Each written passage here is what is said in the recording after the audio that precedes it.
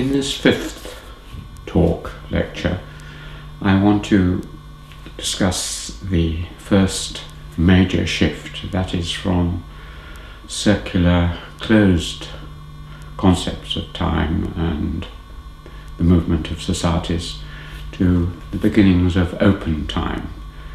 That is roughly the change that occurred between about 1400 and 1700. I won't deal with what had happened before 1400 or in tribal societies much, because I talked about that a good deal in my first lecture.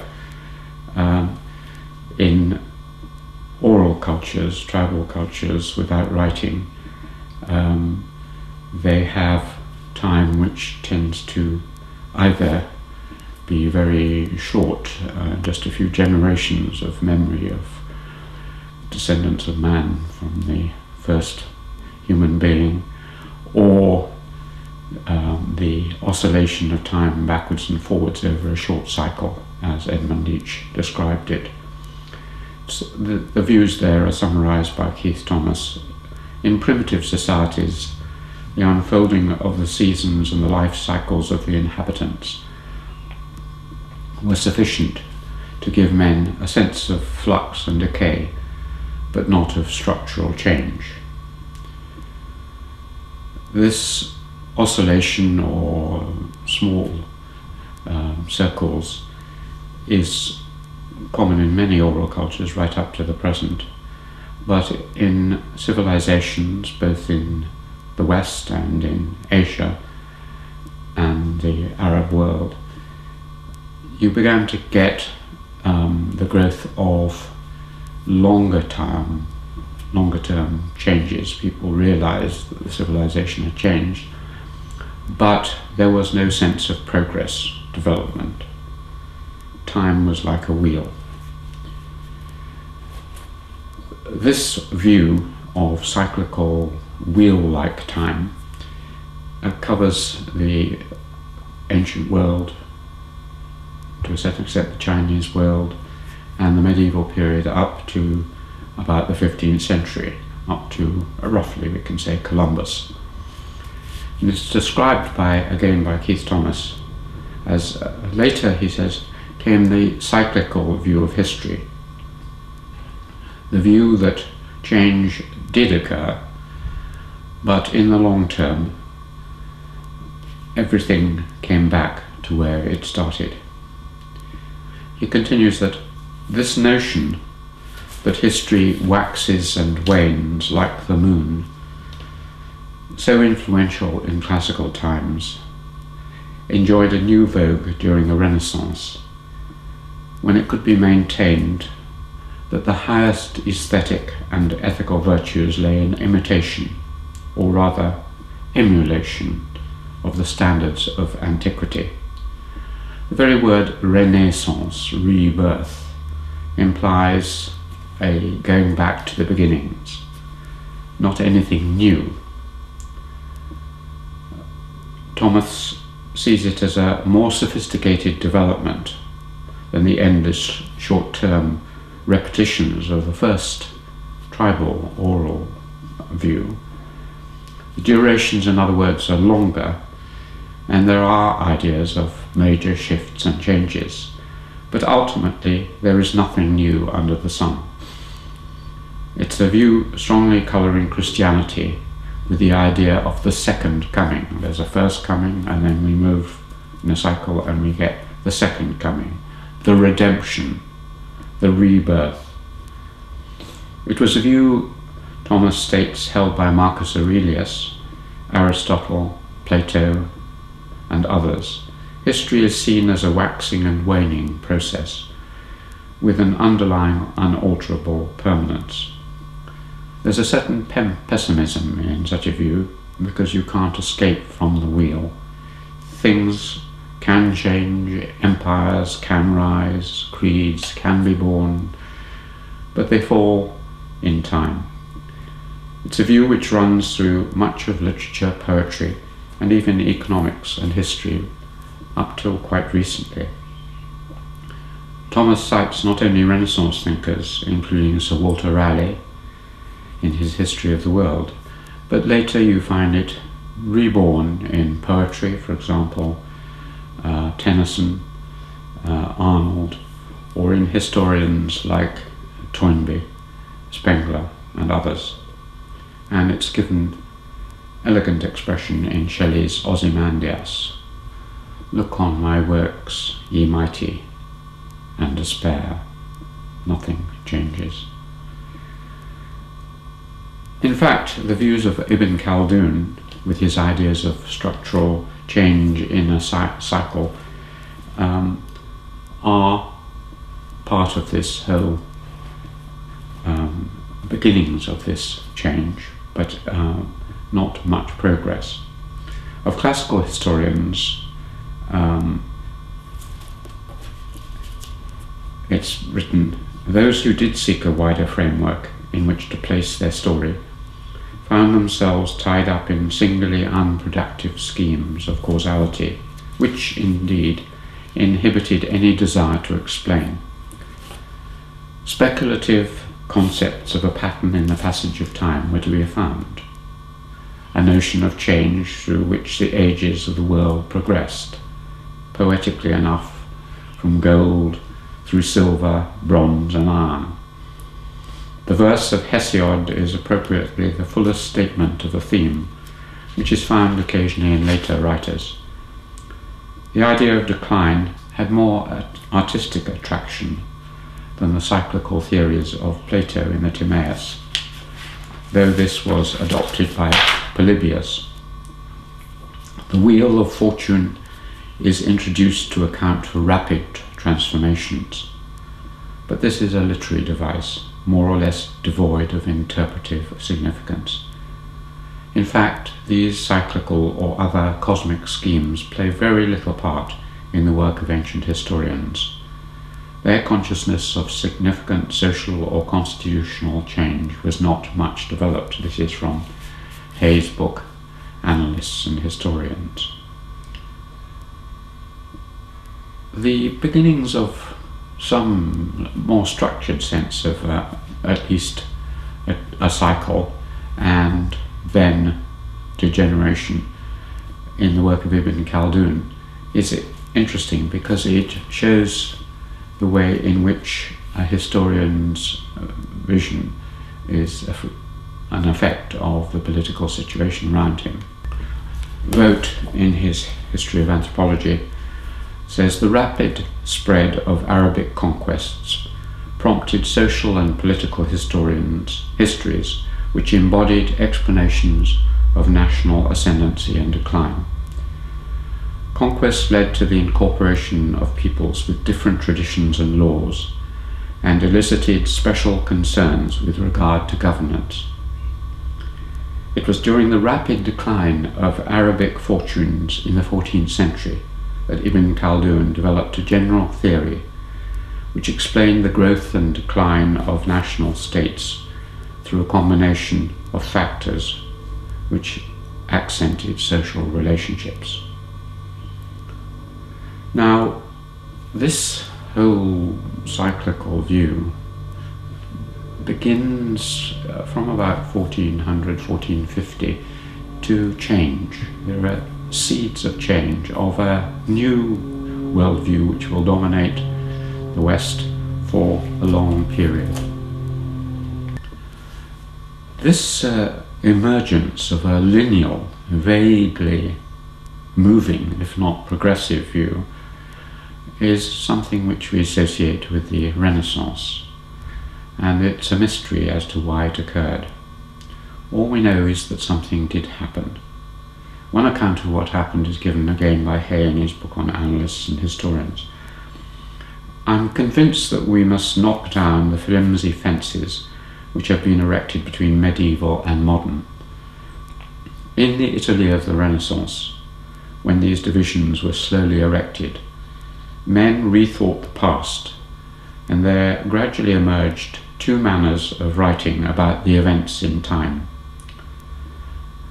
There was the recording of contemporary events, which is broadly speaking what ancient historians and medieval chroniclers had concerned themselves with, and which humanist historians continued, albeit in a more stylish Latin. But with the Renaissance, there was also born the notion of looking at the past as the past, something that has finished. It's over, we're not in that period. And so emerged the antiquary. Thus the Renaissance witnessed the division of what we would call history into two types of activity. Some historians became antiquarians, and some became men of letters, and of course some were a bit of both. And then, by the second half of the 18th century, the historians and the antiquaries came together. With Robertson and Gibbon, we have practically arrived at the mature historiography which was to be so dominant in an intellectual interest in the 19th century. So the past and the present were beginning to be divided, and divided in new ways. And just as men were mapping out new space after Columbus's voyages, so they were mapping time with entirely new boundaries. There came about, and this is again Hay, the acceptance of a new division of the past. Of old, as we have seen, historians of the Christian era had worked usually in the patterns of 7 ages, of which to all intents and purposes they were only concerned with their own, the 6th age, the previous 5 having run from the creation to the birth of Christ, and the 7th lying in the future. The 7th age was when history would come to an end, at any rate in a way comprehensible to men. Now, he says, we find new divisions being invented.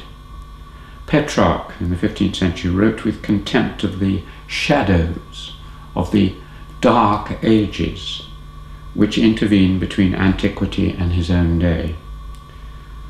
The phrase media tempestas, the Middle Ages, the Middle Times, comes from a letter in the edition of Apuleius published in Rome in 1469.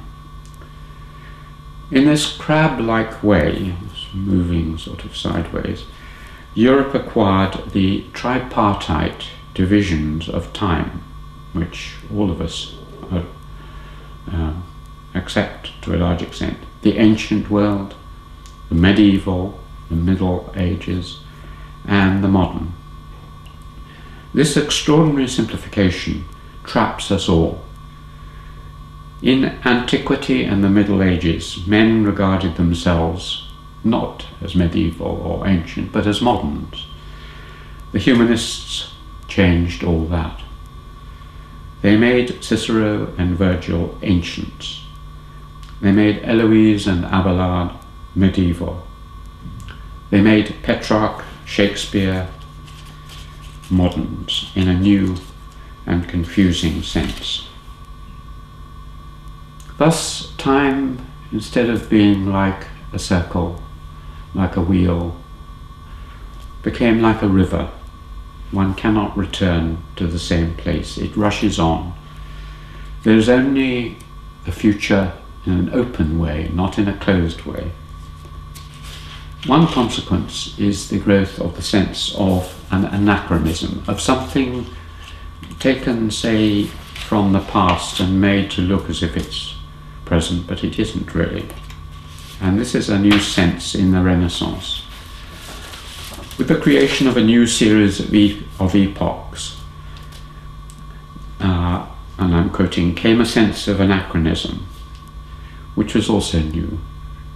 Autre temps, autre mœurs, other times, other customs, was a concept which had little real meaning in antiquity and none in the Middle Ages. The role, the costume, and the ambiance of the heroes of antiquity were displayed by historians, illuminators, and sculptors exactly as they would have appeared if they had been great men in the 12th or 13th centuries. But it is not until we reach the 15th century, and I'm still quoting Hay, and Italy, that we encounter a genuine attempt to recreate the character of the past age as past. For example, Mantegna at Hampton Court.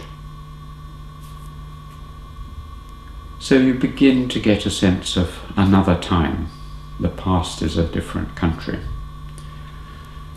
This idea is one of serial time, of movement of a river, but without a moral advance. We're not better, we're just different. It's widely accepted within the Renaissance as well as a revival of a secular time. We're going back to the Romans. The seeds of something else were sown. This was partly a sense of history and time as moving. People became increasingly aware that things changed very considerably. In Peter Burke's words, the sense of historical perspective developed in Western Europe during the Renaissance, becoming both more acute and more widely diffused between 1350 and 1650. Even if one was merely imitating the ancients, it was clear that the need for a conscious effort to do so showed how far things had changed. You really had to make an effort to copy them because they were so far in the past. But added to this, one often traced, which was often traced to the effects of Descartes' philosophy and 17th century science, was a growing idea of time not as circular, always returning to the same spot, but as continuous and serial.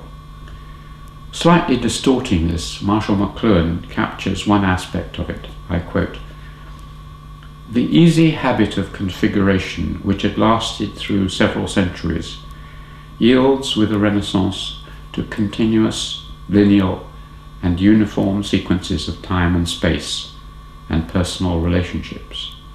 It is a new lineal world." But the question, of course, is, this is a huge transformation, but why had this amazing break with, not only with the past of Europe, but a break away from almost all other civilizations, which began to differentiate Europe from Islam, where you went back to the time of the Prophet, from Hinduism, you went back to the Holy Scriptures, from Buddhism, you went back to the writings on the Buddha, Confucianism, where you go back to the Confucian wisdoms, and yet here you are thinking more and more about a movement forwards. So what caused this? I'll come to this in the next part, but I'll just give one or two clues here. As Keith Thomas put it, the reason for the, and I quote, "for the replacement of this cyclical view of history by a linear one is one of the great mysteries of intellectual history. But the fact that it happened is not in dispute. In England we begin to sense it from the middle of the 17th century, or even earlier with Bacon. Aristotle believed that all had been discovered, but the idea of discovery, of new invention, of the advancement of learning, in Bacon's phrase, of the new world, both geographical and in learning, begins to develop. We find it in the middle of the 17th century with Milton, John Milton and the Levellers. It's only possible with a linear view of time. It was in fact a time of a war of worldviews between the older secular view and the new linear view. For example, we're told that Hobbes had an attitude which seems to derive from the old medieval tradition, according to which peace, plenty, pride, war, poverty, and peace again succeeded each other in an endless cycle, like most cyclical theories of history, this notion may be regarded as the product of a society where genuine progress is thought to be unattainable. This is Keith Thomas on Hobbes. We also know of the huge nature of this change, the magnitude of the change. It really is such a vast structural change, difficult for us to realize how big it is to break out from the idea that there can be no continuing progress and that time is cyclical, to this new view. And in order to try and get some sense of it, I'll quote a marvellous passage from one of the great Victorian historians, Lord Acton, who, writing in 1895, just at the end of this first great burst of new confidence, of progressivism and linearity, he, I think in his inaugural lecture, certainly in one of his essays, writes, "For our present purpose, then, I describe as modern history that which begins 400 years ago. In other words, that's 1895, 1495.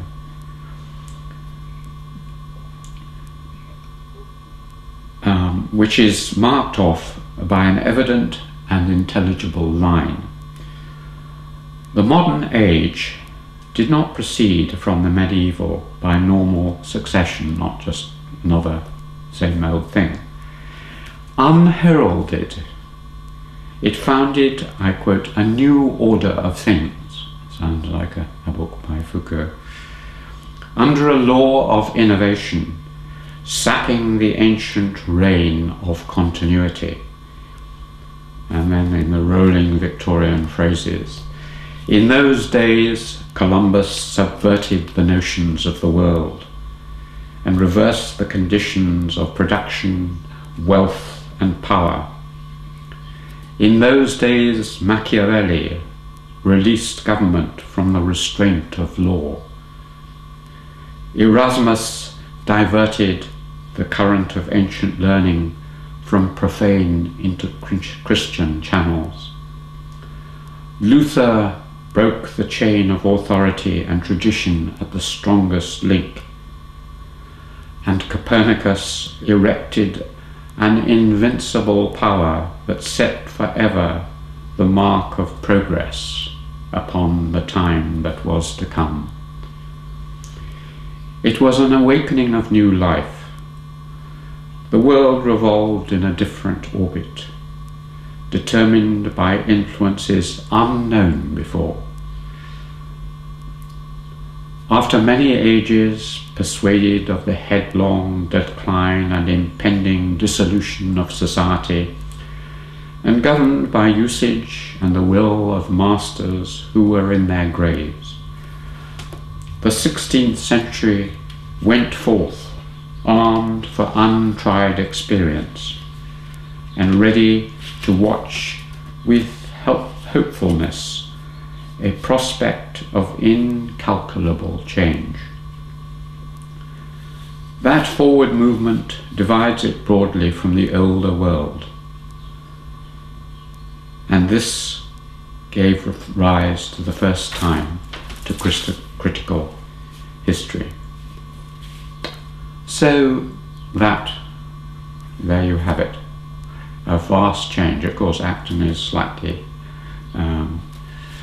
exaggerating perhaps and making it more dramatic than it really was. There were many seeds before, but it really was a significant change, and it leads us to wonder.